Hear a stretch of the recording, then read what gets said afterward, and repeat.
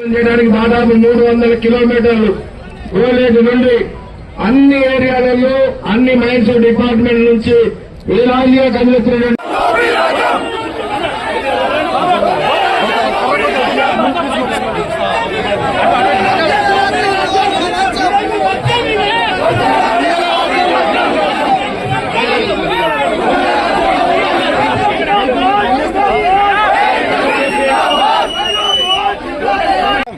కార్మికులకు ఇవ్వాల్సినటువంటి ఈ సెకండ్ క్లాస్ 50,000 కోట్ల రూపాయలు ఇవ్వడానికి మీకు ఏమవుతుంది? అంత దివాళా చేశారా? మీరు దివాళా చేసి చెప్పండి. మేము దివాళా చేసాం, మాకు తెలుసు చెప్పండి. అటువంటి మీ వస్తువులతో ఆపండి, మీ జీతాలు ఆపుకోండి, మీ ప్రత్యేక విమానాల ఖర్చులు ఆపుకోండి, మీ మంత్రుల ఖర్చులు ఆపుకోండి. మీ విమానం లగ్జరీస్ తిరుగుతారే, మీ మంత్రులు ముఖ్యమంత్రి విమానం తిరుగుతారు. ఎప్పుడు తిరుగుతుండలే. ఇక్కడ టిఫిన్ చేస్తే మధ్యాహ్నం భోజనం అక్కడ చేస్తారు సార్ రేవంత్ రెడ్డి ఢిల్లీలో. అంటే అక్కడ పగ్గాలు ఉన్నాయి, వాటి మంటే ఖర్చు పెడతారా? మనకు రావాల్సిన డబ్బులు తీవరా? నీ అబ్బు సొత్తు అదేమన్నా, మీ తాత సొత్తు అదేమన్నా కాదు కదా. అలాంటప్పుడు ఖర్చులు కక్కాల్సిందే. ఈ సెక్రటరీకి ఇవ్వాల్సిన 50,000 కోట్ల రూపాయలు ఖర్చులు కక్కాల్సిందే, లేకుండా పోతే నడుగు కక్కిస్తా అని చెప్పేసి నేర్పిస్తా ఉన్నారు. అంతేకాదు మనకు ఉన్నటువంటి డిమాండ్స్ అన్ని ఉన్నాయి. డిమాండ్స్ మీకు తెలుసు కాబట్టి చెప్పడంగా శాస్త్రాలకు ఎత్తు నేర్పించేట్టుగా మీ డిమాండ్స్ ఏం చెప్పడం ఉపయోగం ఉండదు. కాకపోతే చాలా ఇష్యూస్ ఉన్నాయి.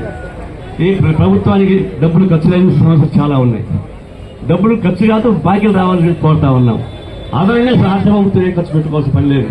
ఈ సంఘటన సకాలం చేస్తే దీనిలో వచ్చేటువంటి చేసుకోవచ్చు. అది చేయలేకపోతున్నారు.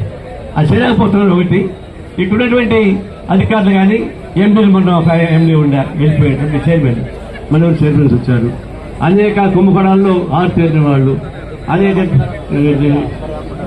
టెండర్స్ బాగా ఆందోళన చేసేవాళ్ళు, టెండర్లో గోల్మాల్ చేసేవాళ్ళు, ఇవన్నీ 1,000 కోట్ల రూపాయలు పోతా ఉంటే 1,000 కోట్ల రూపాయలు పెట్టండి. ఎలుగు పైసలు నిలబెట్టి ఎలుగు తోకలు పెట్టడానికి ప్రయత్నిస్తారా?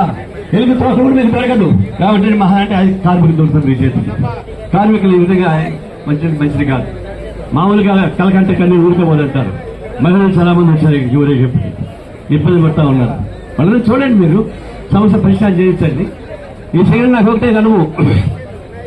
ఒకసారి కేసీఆర్ కేంద్ర మంత్రి ఉన్నప్పుడు అనేక వాగ్దానాలు చేశాడు. ఆ వాగ్దానం ఇప్పుడు ఏముందంటే, ఆయన ఉదయం చేసేటువంటి వాగ్దానాలని నమ్మండి, సాయంత్రం చేసే వాగ్దానం నమ్మవాకండి అని చెప్పారు. అది కూడా నేను చెప్పి చెప్పరా? నా దృష్టి దగ్గర పెట్టారు. ఎందుకు? ఆయన సాయంత్రం చెప్తే నమ్మద్దన్నయ్యా. ఉదయం నిద్ర లేస్తే నిజం వస్తుంది, సాయంత్రానికి అబద్ధాలు వస్తాయి. ఇది అంచేత ఆయన ఉండదు కాబట్టి.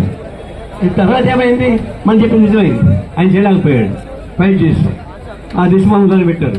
మా సీతారాం అన్నాడు, వాళ్ళు ఒక దిశమంది నీళ్ళు పెడితే నేను 10 సార్లు పెడతాను సార్ అన్నాడు. ఆ దెబ్బతో అడ్డూరు చూసుకున్నాడు. తర్వాత ఇదంతా కూడా తెలంగాణ సాధన కోసం గద్దర్ గారు నేను అందరూ కలిసి 4 జిల్లాలు తిరిగాం, పర్యటన చేసాం, కార్మిక చైతన్యం చేసాం. ఇంత చేసినా టీఆర్ఎస్ గవర్నమెంట్ కార్మికుల మీద దేశం తీసుకొని ఇబ్బంది పెట్టింది.